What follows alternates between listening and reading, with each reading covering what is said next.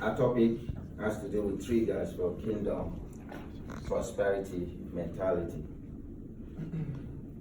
And I was meditating on this, and I was mindful to bring out the things I have looked at as the triggers, things you need to, things you need to have to be able to be outstanding, in the marketplace. So when I was busy trying to look at so many, because there are many legs to it, the Lord had to focus me on just one aspect. So I'm going to be talking about just one trigger. But that one trigger is everything. That one trigger is everything. Most of us are like Martha. Martha, who is careful about many things. But Jesus says one thing is needful. He says, and Mary has found that one thing. When you talk about kingdom prosperity, there is one thing that's needful. If you have that, you have everything. So I would like us to open our Bible to Deuteronomy chapter 28. So we're going to be reading that, and the theme text of the fellowship for this year, just those two texts. And then I will talk about the thing the Lord led in my heart to talk about. So, very familiar scripture, Deuteronomy chapter 28. Deuteronomy chapter 28 has the God's perspective of the kingdom prosperity. What it is. This is a prosperity that is given not by might, not by power, that God, gives to His people. And it described the positives in chapters 1 to 14, and it described the negatives and from 15 to the end. But in reading through all of them, you can actually see a lot of things. There are things that are not included in the positives that are reversed. If you read it further, like health and other kind of stuff that is included there. So it's a total package. A total package. And it talks about being blessed beyond and above contemporaries. It talks about being blessed in the city of Lagos, and talked about being blessed in Nigeria. I was asking God some time ago. I said, God, if you have to write this kind of this, because when we talk about storehouses, we talk about this thing. How does it relate to us in our time?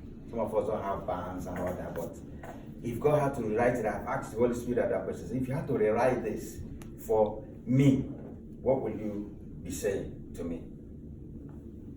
So this is an all-round blessing package. It says you are blessed in the city, all-round fruitfulness, body, ground, cattle, kine, flocks, blessed basket, blessed store, blessed inward and outward journeys.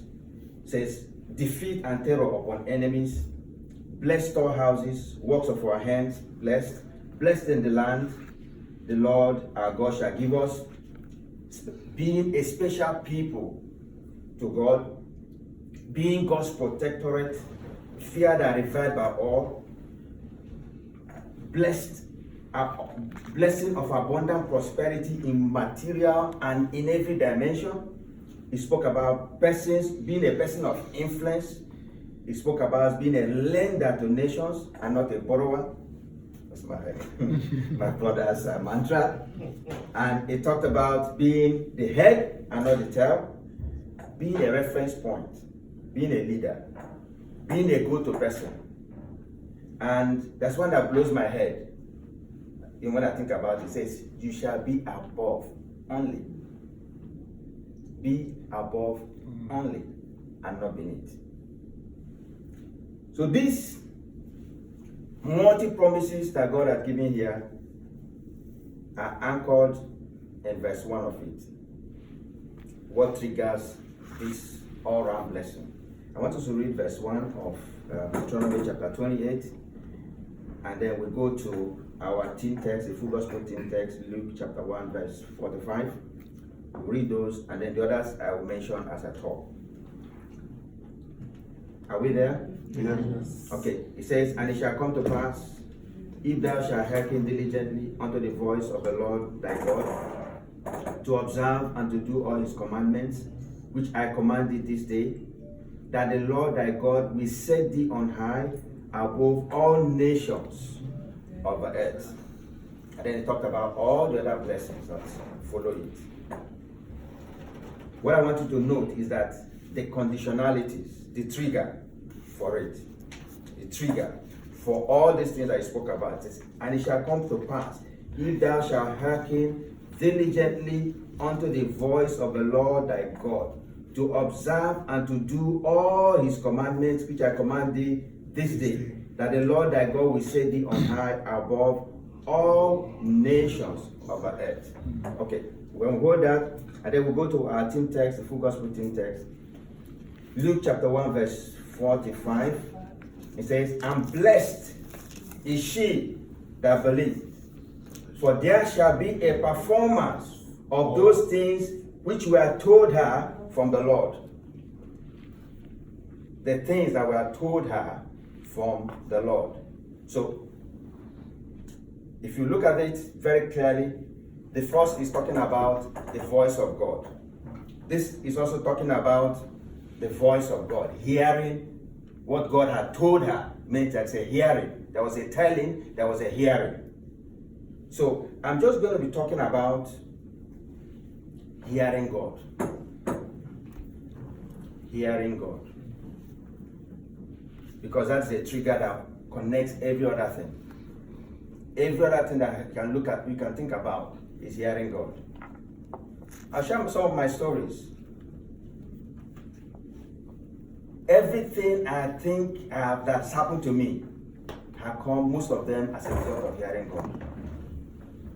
Where I have made mistakes in life, it has come because God spoke and I didn't believe me, I didn't act. In terms of that. There are many of them. Okay.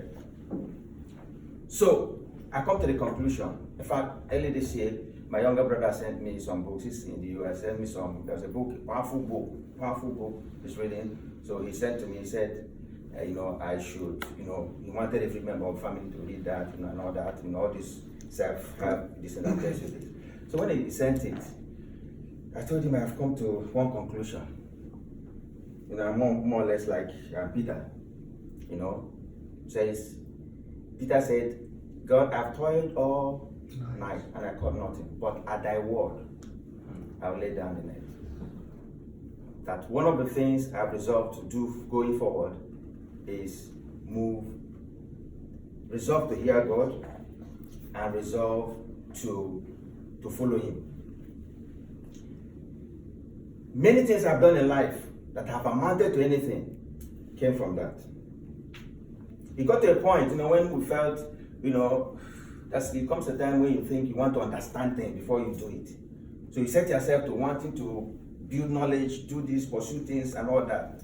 But when I look at the things I have tried to do from that effort, and the things that came before that, because I just heard God and did what God wanted me to do, the difference is miles apart. And as I look into the scripture, I also see that that's exactly what happened. Moses was trained in the best university in the world.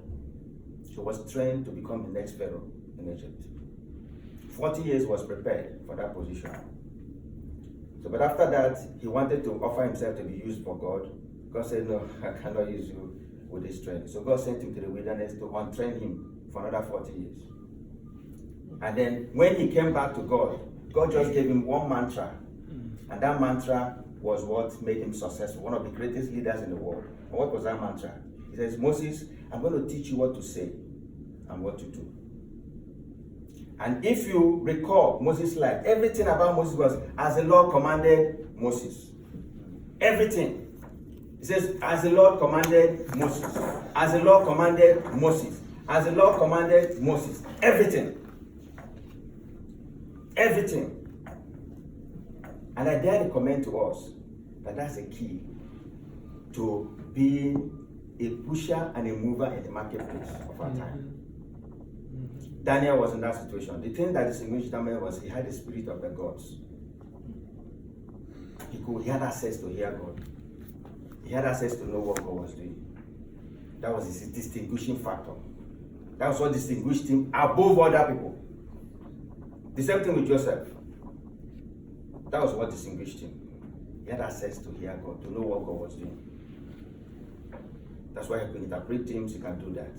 So, I mean, if you seek to be the kind of influence, to exercise influence in the marketplace, you need access to hear God. So that's why. So why is it necessary to hear God? To direct our paths. Proverbs 3:5-6, to guide us. Psalm 32:8. Say, who is it that feareth the Lord? Him will he teach in the way he will choose. To prosper us. Jeremiah 29:11, to build our faith. Those are the 4 reasons. And I'll just tell some of my stories to tell you how this can make a whole lot of difference in your life. How it has made a whole lot of difference. I cannot think of anything I've ever achieved in life that it was not because God helped me to hear him and I did it. I did what he told me to do. And the greatest mistakes I've made in life had also come conversely. God had spoke to me, maybe I didn't believe it, and I didn't act on them. And then it happened the other way. Okay, so after many years and looking at these 2 things, I've come to a resolve that henceforth till I die, I'm going to come in. The one thing I will seek is to hear God and to do what he tells me to do. So, and I think that's the greatest thing we need to hone our skills in the marketplace. All right. Some years ago, I got a business to do. And then when I got that business, that was the first time I was working in a place. So I resigned and set up a business. And the first job I got in that business. So when I got the job, I just prayed, say, God, as a starter, I didn't have money to execute the job. So I prayed, so God, please, how do I execute this one? God just spoke to me clearly. Go to this person and ask you to give you the money. I said, God, no, he cannot give me the money. I just told him, no, he will not be able to give me the money. That he's a trader. He cannot keep that kind of money. I needed to be able to do that this thing. So after I said that, I had access to 2 bank managers who were who I had access to. So I started working with them. One was UBA, one was First Bank. And started working with them to do this. And as a starter, I had no collateral. So after months of hitting my head on the wall on that, it didn't work out. And the time for the job to be executed was almost running out. So one day I just said, oh God, I was frustrated and I was praying. Because I told you, to go to that person. So I said, okay, I'm sorry, okay. I went to the person to go and talk to him. So when I went to him, he started talking. He said he used himself. In fact, before I went, somebody just came to me and said, I need some money to set up a business. And the money he talked about was so ridiculous that it's something I could give away without blinking. So I just counted it and I gave it to him. And I walked up to the man. So when I went to the man, and I told the man, I have a business, showed him the business, the job listing. I told him, please, sir, can you give me money to do this business? And I'll make some profit and we'll listen. So he looked at me, he told me, look, I'm also looking for money. So when he was saying that, I was just telling God, oh, he asked me to come. I don't know what to tell him. I've told him what to say. So I was just listening. He will talk to himself, he will answer himself. He will talk, he will answer himself. To cut the long story short, he said I should come meet him the next day. So I met him the next day, he gave me the check to go to the work. I finished doing the work, and after doing the work, I made some good profit. So I packaged some percentage of the profit. As I was returning his money, and I put the percentage, I told him, sir, thank you so much for this. This is your own. So he just counted his own money and took his money and said, please, other one. He gave it back to me. Praise the Lord. Now, it's only God that could have done that. Okay, I missed